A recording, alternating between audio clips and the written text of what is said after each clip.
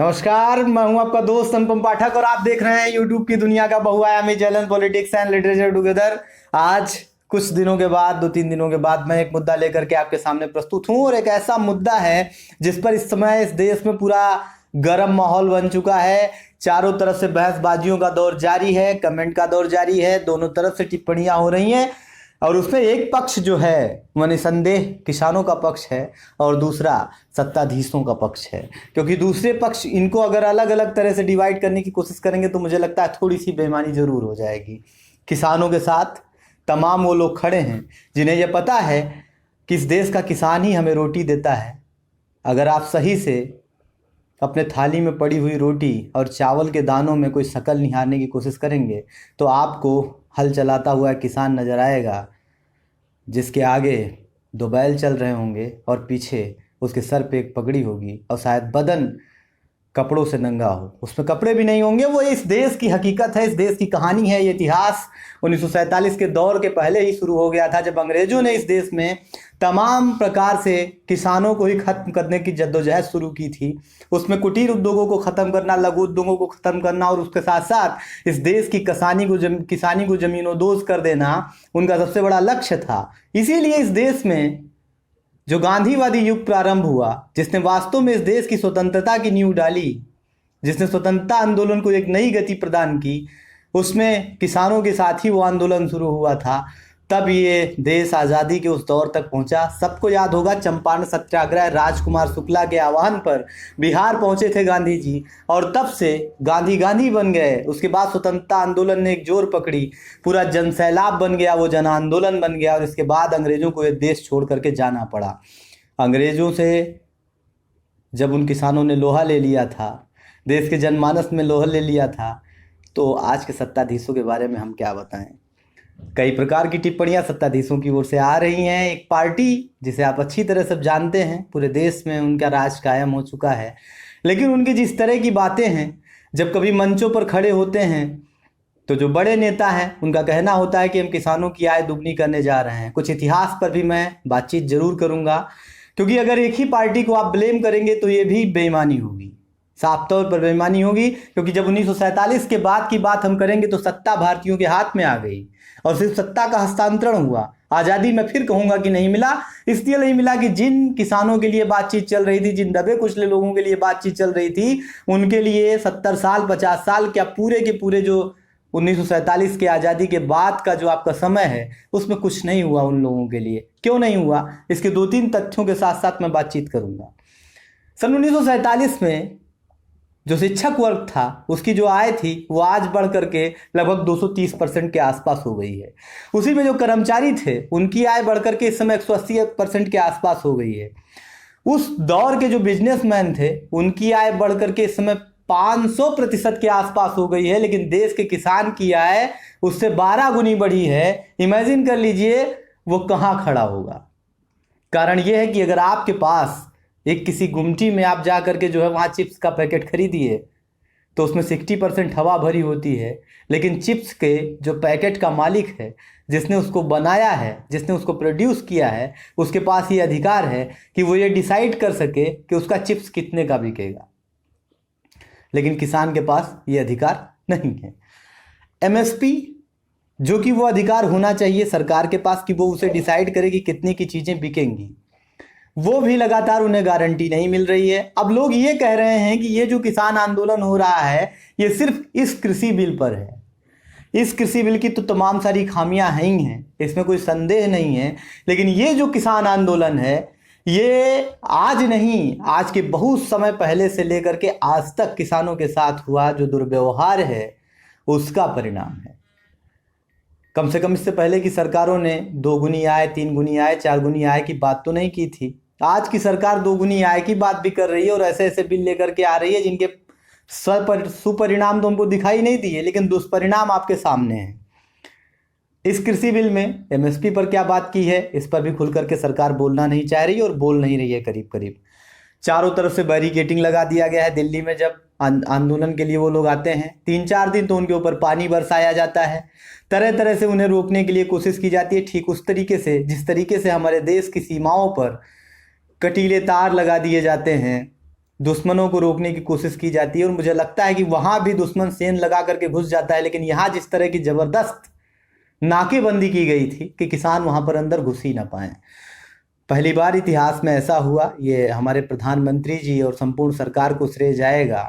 सीमा पर जवान खेतों में किसान वाला नारा था, अब सड़क पर किसान और सड़क पर जवान, ये इतिहास भी उनके नाम दर्ज है, दर्ज हो जाएगा। अब ये श्रेय उनको जाता है कि उन्होंने इतना महान कार्य किया है कि किसान के सामने जवान को ला करके खड़ा कर दिया कि वो उनके ऊपर गोली चलाएं। कुछ दिन तक तो ये भी कहा जाता रहा कि ये जो है खालिस्तानी वाले लोग हैं, और बहुत प्रकार के नारे भी बुने भी जा रहे हैं। आईटी सेल और तमाम सारे लोग इतना बढ़िया काम कर रहे हैं उस पर।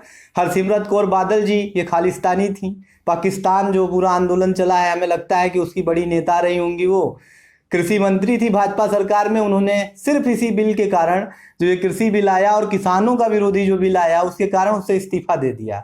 मुझे लगता है कि जब तक भाजपा में रही तब तक तो बड़ी राष्ट्रवादी रही होंगी, छोड़ करके चली गई तो अब वो खालिस्तानी हो जाएंगे, खालिस्तानी हो ही गई होंगी। तो कोई दायत दो राय बचा नहीं है। अब वो सपोर्ट कर रही हैं तो जाहिर सी बात है कि वो खालिस्तानी हो जाएंगी। और वो तमाम सारे लोग जो शिरोमणि अकाली दल का झंडा लेकर के उस किसान आंदोलन में शामिल हुए हैं, वो सब लोग खालिस्तानी हैं। वो तब तक खालिस्तानी नहीं थे जब तक शिरोमणि अकाली दल के साथ भारतीय जनता पार्टी का गठबंधन था। अब चूंकि वो गठबंधन टूट गया है तो जाहिर है कि वो लोग खालिस्तानी बन गए हैं। दूसरा एक जो पहलू है जिस पर और बातचीत जारी है, उसे भी अगर आप गौर से देखने की कोशिश करें, मैं सिर्फ वहीं तक जाऊंगा नहीं। भारतीय जनता पार्टी के एक अंदर खाने के विधायक ने, जो कि हरियाणा के थे और अभी उन्होंने इस्तीफा दे दिया, 2-4 घंटे पहले की बात है, मुझे सोशल मीडिया पर ये देखने को मिला। मैंने उसे जो है पुष्टि करने की कोशिश की और ये बात सच थी। अब उन्हें पता नहीं पाकिस्तान का एजेंट बताया जाएगा कि खालिस्तान का एजेंट बताया जाएगा, कुछ तो गढ़ा जाएगा। पता लगाने की कोशिश की जाएगी कि पार्टी में आने से पहले कहाँ कहाँ उनका जो है जुड़ाव था। रहे उस दौरान तो राष्ट्रवादी रहे होंगे, उसमें कोई डाउट नहीं है। बहुत सारे लोग जब आते हैं तो परिमार्जित हो जाते हैं, क्योंकि इतनी बढ़िया गंगा है कि यहाँ आप नहाए तो आपका पाप धुल ही जाना है। तो इन सब दौर में हम जी रहे हैं। किसानों का दर्द कोई समझने की कोशिश नहीं कर रहा है। हमें दावे के साथ बता रहे हैं। अभी मैं सोशल मीडिया पर 2-4 लोगों के बयान सुन और पढ़ रहा था। मैंने वहां देखा कि जो लोग टिप्पणी कर रहे थे बहुत ही नकारात्मक थे कुछ चीज़ों को लेकर। एक व्यक्ति हैं, वो भारतीय जनता पार्टी के ही नेता हैं, बहराइच के हैं, और उन्होंने सोशल मीडिया पर एक पोस्ट डाली थी और कहा था कि किसानों की बात सुनी जानी चाहिए, उनकी मांगे जायज़ हैं। तो उस पर कुछ लोग और टिप्पणी करने के लिए आ गए। पहले तो उन्हें पार्टी विरोधी करार दिया गया, इसके बाद बात नहीं बनी तो लोग इस पर आ गए कि इस देश में आंदोलन सिर्फ पंजाब के किसान क्यों कर रहे हैं, क्योंकि इस देश में किसान बचे ही वही हैं। बाकी जगह तो भिखारी आमतौर पर बना ही दिया गया है, उनको भी बनाने की कोशिश जारी है। एमएसपी मांगोगे तो भरपूर कोशिश यही किया जाएगा कि आपको भी भिखारी बना दिया जाए। किसान कहाँ रहने दिया जाएगा आपको। तब तक किसान है आप, जब तक बढ़िया बढ़िया उगा के इस देश की दिल्ली को देते रहिए, राजधानी को देते रहिए। गेहूं उगाओ आप और भूसा रखो अपने पास। ये है एक आदित्य अरुण की कविता है कि आपकी थाली में रोटी है क्योंकि आपके घर में पिसान है, और आपके घर में पिसान इसलिए है क्योंकि खेतों में किसान है। तो इतना बढ़िया काम चल रहा है कि खेतों से किसान को ही गायब कर दिया जाए। ये पूरी की पूरी कोशिश, पूरी की पूरी जद्दोजहद जारी है। उसमें जो टिप्पणियां थी, जी हाँ, मैं बात कर रहा था सोशल मीडिया पर जो बहस हो रही थी, एक व्यक्ति इतना बढ़िया बहस तक आ गए, उन्होंने कहा कि सरकार ने बिचौलियों को ख़त्म करने की कोशिश की है, अब सीधे जो किसान है वो अपनी जो है वो अपना अनाज बेच सकता है। मैं आपको सच्चाई बता दूं, और जिनको ये सच्चाई पता ना हो वो जा करके देख लें कि सरकार के जो केंद्र लगे हुए हैं जिनमें न्यूनतम समर्थन मूल्य पर धान बेचा जा रहा है, उसमें 50% थोथा के नाम पर धान उड़ा करके वो बाहर फेंक देते हैं। इस तरह की क्वालिटी मैनेजमेंट की बात वो लोग कर रहे हैं। और किसानों को जो पैसा दिया जाता है 6 महीने साल बर्बाद आता है, तब तो आपकी खेती जो है वो या तो परती पड़ जाएगी या खेत गिरवी हो जाएगा, और ये क्या खाएंगे तो क्या ही बताया जा सकता है। तो अब खैर ये सब तो जो बातें हैं, उसके बाद उन्होंने बोला आगे की जो टिप्पणियां, यहाँ तक तो ठीक था, यहाँ तक तो बहस जायज़ भी थी। उनका कहना भी ये था कि इसमें किसानों का शोषण हो जाएगा। अगर हम एमएसपी डिसाइड कर देंगे तो ऐसा हो जाएगा कि उनका कोई अनाज ही नहीं खरीदेगा। बाद में जो प्राइवेट हैं वो लोग, वो निर्धारित मूल्य रहेगा तो कहेंगे कि हमारा इतने में फ़ायदा ही नहीं आ रहा है।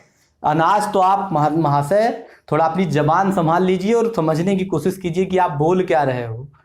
अनाज नहीं खाओगे तो 3-4 दिन के बाद पेट जो है ना वो पकड़ करके बैठ जाओगे, चलना मुहाल हो जाएगा आपका। डिमांड की हालत ये होती है कि बहुत सारे लोग ऐसी नाजायज चीजें खरीद लेते हैं तिगुने चौगुने दाम पर। अब आप ये बताओ कि देश का अनाज नहीं बिकेगा, उनकी सब्जी नहीं बिकेगी, वो अपना अगर निर्धारित करना शुरू कर देंगे मूल्य तो होश में है आप, खाना नहीं खाएंगे।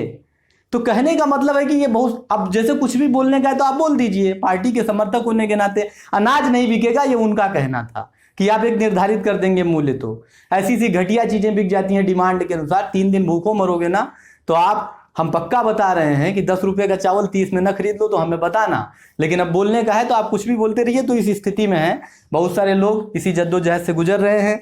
आप किस विडंबना में हैं, हम आपकी राय जरूर चाहेंगे। इतनी देर मैंने बोला, लेकिन हम ये चाहेंगे कि आप ये जरूर बताइए कि हम किस ओर जा रहे हैं। क्या हमने किसानों को खेती से उठा करके सड़क पर के लाकर पटक दिया है और अब हम उसे वहीं छोड़ देने वाले हैं?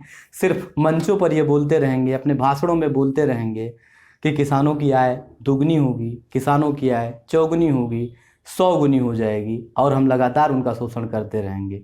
आप सबको देव दीपावली की बहुत बहुत शुभकामनाएं, गंगा स्नान की शुभकामनाएं, गुरु नानक देव के प्रकाश पर्व की शुभकामनाएं। और इसके साथ साथ ये जो पर्व है वो जिन जिन नामों से पूरे देश में मनाया जा रहा है उन सब नामों से आपको ढेर सारी शुभकामनाएं। इस वीडियो में हम आपके साथ आज विदा लेते हैं। हम फिर मिलेंगे किसी नए मुद्दे, किसी नए विश्लेषण के साथ। तब तक देखते रहिए पॉलिटिक्स एंड